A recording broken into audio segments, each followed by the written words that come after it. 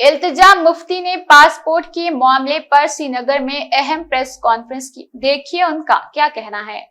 और मैंने रीअप्लाई करने के लिए जून लास्ट ईयर में दिया था, एप्लीकेशन दी थी। एंड कल जैसा कि आप सब जानते हैं मेरी कोर्ट डेट थी। एंड मैं कुछ फैक्ट्स पहले आप लोगों के सामने रखना चाहती हूँ। जो कश्मीर के रीजनल पासपोर्ट ऑफिसर है, उनका नाम देविंदर है।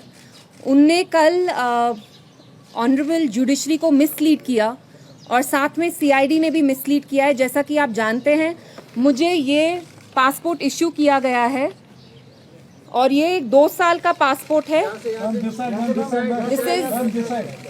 This is the 2-year passport. और इस पासपोर्ट में बड़ा क्लियरली लिखा है कि it's valid for UAE only. और मैं ये एक बात बहुत क्लियरली कहना चाहती हूँ कि कल ऑनरेबल जुडिशरी को मिसलीड किया गया और जो पासपोर्ट ऑफिसर है उनने जुडिशरी में कोर्ट में ये कहा गया कि हमने इसको पासपोर्ट इशू कर दिया है। और इसमें जो हमारे ऑनरेबल डेप्यूटी सोलिसिटर जनरल है, उनका नाम शम्सी साहब है, उनने भी जो मेरे जज जो मेरा कोर्ट केस सुन रहे थे, लेडी हैं वो, उनको ये कहा कि आप ये पिटिशन डिसमिस कर दीजिए क्योंकि हमने इल्तिजा को पासपोर्ट इशू कर दिया है। तो ये कौन सा पासपोर्ट है, आप मुझे खुद बताइए। मैं इंडियन एक सिटीजन हूँ, बाद में आप कॉपी ले लीजिएगा। मैं एक लॉ अबाइडिंग सिटीजन हूँ, मैंने आज तक कोई कानून नहीं तोड़ा है। और ये 2 साल का पासपोर्ट इशू करने के लिए भी मेरे नाम पे ये ऑफिशियल सीक्रेट एक्ट इन्वोक किया गया। और ये सीक्रेट एक्ट तब इन्वोक किया जाता है जब किसी भी इंडियन सिटीजन के अगेंस्ट एस्पियोनाज यानी जासूसी का कोई चार्ज हो।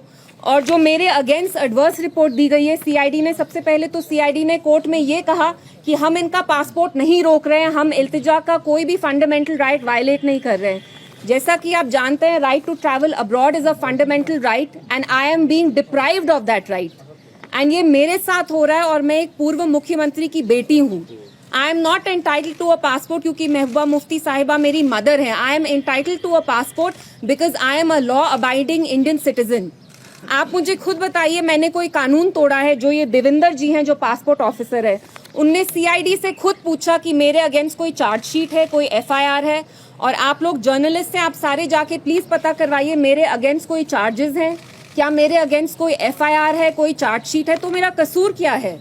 और अगर मेरे साथ ये हो रहा है तो आप इमेजिन करिए कि एक आम कश्मीरी इंसान के साथ क्या हो रहा है, जो यहाँ आम आदमी है, जो यहाँ की जनता है, उनके साथ क्या हो रहा है। और ये बात बस मेरे पासपोर्ट की नहीं है, आप अपनी कम्युनिटी में देख लीजिए। 2 महीने पहले इरफान महराज करके एक जर्नलिस्ट हैं जो आर्टिकल 14 के लिए लिखते हैं, उनने एक पीस लिखा about 3 people 3 years ago who were shot in a fake encounter, जिनके अगेंस्ट कोर्ट ने ब्रिगेडियर को चार्ज भी किया है for extra judicial killing. Last month उनको यूएपीए के अंडर दिल्ली ले गई एनआईए। जर्नलिस्ट हो, स्टूडेंट्स हो, सब पे यहाँ दबाव चल रहा है। और मैं इसमें सीआईडी के बारे में भी 2-3 चीजें ऐड करना चाहती हूँ। 2019 से जब से आर्टिकल 370 एब्रोगेट किया गया है, तब से कश्मीर को ऑटो पायलट मोड पे चढ़ा दिया है। ऑटो पायलट मोड में यानी यहाँ इसको साइलेंट मोड पे रख दिया। यहाँ लोगों को बात करने की आज़ादी नहीं है। जब आप बात करते हैं तो आपको जेल में डाल दिया जाता है। आई थिंक 1 महीने पहले मैं यहाँ आई और बहुत सारे जर्नलिस्ट से मेरी उनसे बात हुई एपटेक्स कैंप के बारे में। तो यहाँ दांधलियाँ चल रही हैं, यूथ को एम्प्लॉयमेंट नहीं मिल रही है, फेक एनकाउंटर्स हो रहे हैं। यंग लड़के 2019 से लेकर अब तक उन पे यूएपीए लग रहा है। यूएपीए यहाँ थोप के लोगों को जेल में डाला जा रहा है। और जो सीआईडी है वो इसमें एक बहुत गंदा रोल प्ले कर रही है क्योंकि वो दिल्ली गवर्नमेंट, सेंट्रल गवर्नमेंट के बिहेस्ट पे यहाँ पे लोगों से उनका गुजारा, उनका लाइवलीहुड छीन रही है, क्रिमिनलाइज कर रही है। पासपोर्ट जैसी बेसिक चीज क्रिमिनलाइज कर दी गई है। आप मुझे खुद बताइए, मैं तो एक लॉ अबाइडिंग सिटीजन हूँ, क्या मैं नीरव मोदी हूँ? क्या मैं फ्यूजिटिव हूँ? क्या मैं टेररिस्ट हूँ? मैं देशद्रोही हूँ? अगर मैं मरकजी सरकार के अगेंस्ट कोई बात करती हूँ तो क्या वो मुल्क के अगेंस्ट बात करना होगा क्या? I mean, मेरा कसूर क्या है? And this is not just about me. मेरे जैसे बहुत सारे लोग हैं, स्टूडेंट्स हैं, जर्नलिस्ट हैं, आप में से भी बहुत सारे लोग हैं जिनका पासपोर्ट रोक दिया गया है, आपको नो फ्लाई लिस्ट पे रखा गया है। तो यहाँ पे तो 2019 से कनपट्टी पे गन रख के यहाँ पे एक नॉर्मल सी इम्पोज की गई है सब पे। तो कोई अपना मुंह खोलता है, जबान अभी चलाई नहीं होती है तो आके आपको पुलिस आके अरेस्ट कर लेती है। और जो सीआईडी है यहाँ वो एक बहुत गंदा किरदार प्ले कर रही है।